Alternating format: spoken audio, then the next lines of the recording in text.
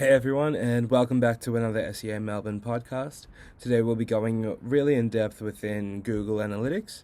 I'm sure most of you have used Google Analytics before, but how many of you have really taken the time to learn all the small details and explored all the different features and data that you can collect in it? There's a surprising amount of data and information you can derive from the often overlooked reports and analytics. So with that in mind, let's get into it. One of the more niche features of Google Analytics is Cohort Analysis. It's included within the Audience tab to the side. Cohort Analysis is used for comparing different cohorts with each other and seeing how their behavior differs regarding a wide range of metrics. Cohorts are divided into the acquisition date, meaning that everyone that visited your website yesterday is in a single cohort, and those visited today are in another one. This is in the case that the cohort size is set by day, but you can choose to change this to by week or by month if you would like. So what can we use cohort analysis for? As a marketer, one of your biggest aspects of your job will be to implement different strategies for your clients. You'll have to experiment with what worked and what didn't for each iteration of the campaign that was in effect. Often marketers will painstakingly analyze all the different types of data sets, such as traffic and bounce rate, and try to come up with an answer to how effective a campaign was relative to its predecessor. This is where cohort analysis comes in. Using cohort analysis, you can isolate the impact of a specific campaign or a small change made to the website to compare how the cohort will react relative to cohorts for other days. This removes the need for long-lasting and time-consuming campaigns, which could take hundreds of dollars and weeks to complete. And it's not just campaigning you can analyze the effectiveness of. Website redesigns, target audiences, sales promotions, and ad content can all be changed short-term to quickly understand how users are reacting to these changes.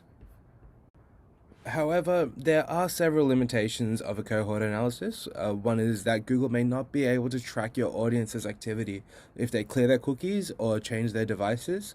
But overall, the benefits vastly outweigh the limitations. So it's a great tool that you should definitely put to use.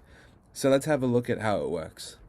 So this is the screen that you'll see on the page. As you can see, the cohort type, size, metric, and data range are at the top, which you can alter. From there, the graph below will change. The column is segmented into different ways, and the rows represent different cohorts, groups of people that visited the website on different days. With this, we can see that if we make a change to the website, whether or not it affected the metric we are measuring among the cohort which experienced this change. Another section that's often left unexplored is the whole Behaviour tab. However, there's a wealth of knowledge that can be derived from this section to understand your audience by how they're browsing your website.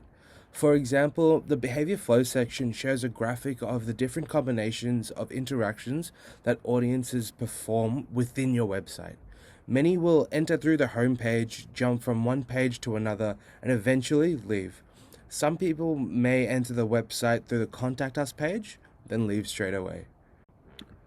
If your end goal is for your audience to call your business for a quote or an expression of interest, you would hopefully see most of the behavior flow leading to the contact page, where the interaction will likely end there.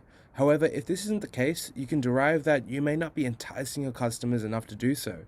This could be changed by adding more calls to action within your content pages, amongst other methods. Alrighty, well that's all for today. Look forward to part 2 of this video where we'll be exploring how to analyze the site search function as well as learning to read conversion reports. We'll also be going through the different changes that are occurring when switching from Universal Analytics to Google Analytics 4. Make sure to like, comment, and subscribe, and thanks for your time.